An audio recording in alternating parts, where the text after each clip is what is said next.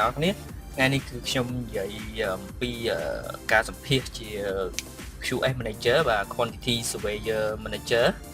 chẳng này cứ video này cứ mình nó không group này cả chọn này đầu tiên cô sẽ cho mỗi người Ecam School bà join contract á na bà chẳng cứ dương ngàyนี้คือtrong bằng haiอย่างปีการสัมผัสแบบนั้นchẳng nó pe lợi nóคือ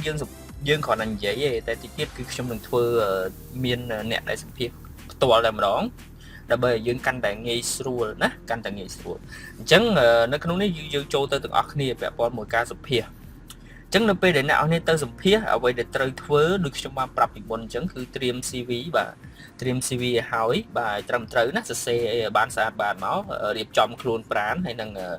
យក CV ទៅជាមួយណាកុំភ្លេចយកកុំព្យូទ័រទៅជាមួយដូចគ្នាក្នុងករណីគេសួរយើងមាន document របស់យើងពីខាង Ecam School ហ្នឹងគឺយើងអាចបើកមើលបានណាត្រូវត្រៀមរៀបចំឯកសារតារាងតម្លៃសម្ភារៈអីហ្នឹងបាទព្រោះវាពាក់ព័ន្ធជាមួយនឹងការធ្វើ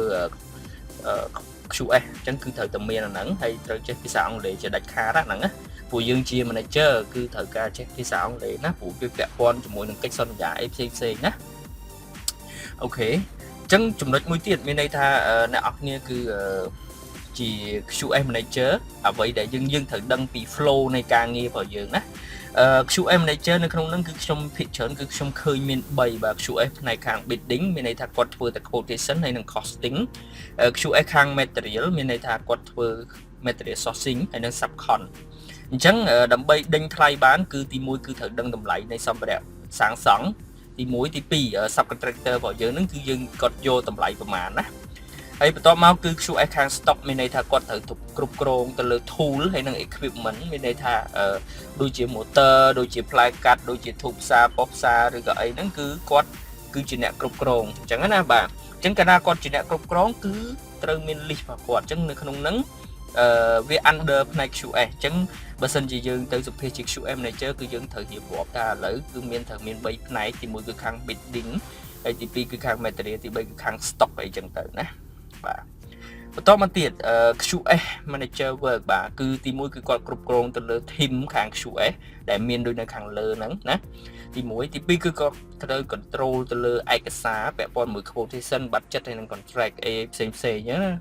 បាទបន្ទាប់មកទី3គាត់ត្រូវ control ឯកសារជាមួយនឹង owner មានន័យថាមាន progress claim ណា VO ឬអីហ្នឹងគឺគាត់ត្រូវតែ handle ទៅលើការងារហ្នឹងមានន័យថាគាត់គឺជាអ្នកគ្រប់គ្រងទៅលើ document មួយហ្នឹងណាបាទទី4 control ទៅលើcontrol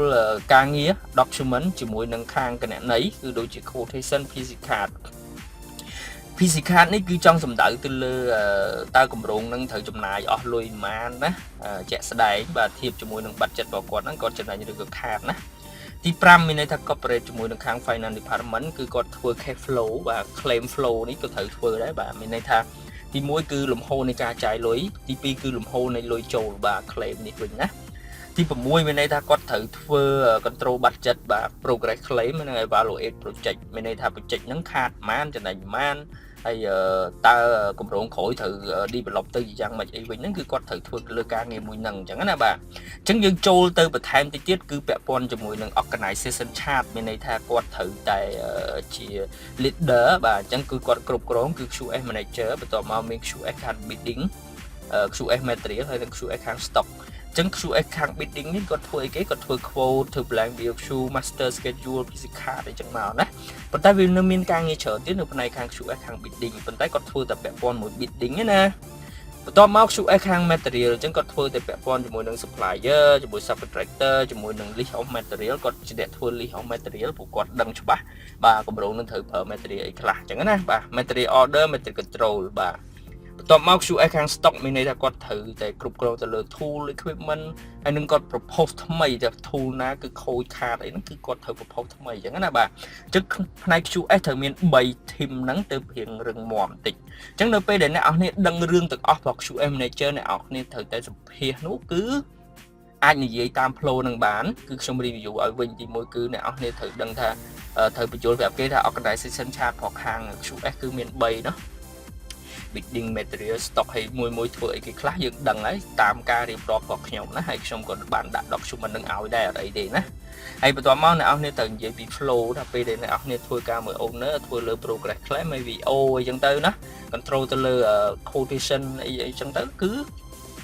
អ្នកនរគ្នារៀបរាប់ចឹងទៅហើយបន្ទាប់មកមើលមេរៀនរបស់ខ្ញុំដែល QS Advanced ហ្នឹងគឺគេធ្វើម៉េចគឺអ្នកនរគ្នាត្រូវមើលតាមហ្នឹងហើយ control តាមហ្នឹងមកណាហើយឆ្លើយតាមហ្នឹងមកគឺអត់លើសនឹងទេបាទការសម្ភាសជា QS Manager គឺប៉ុណ្្នឹងឯងណាអូខេសង្ឃឹមថាវីដេអូនេះគឺអាចជួយអ្នកនរគ្នាឲ្យជោគជ័យណាអូខេអរគុណ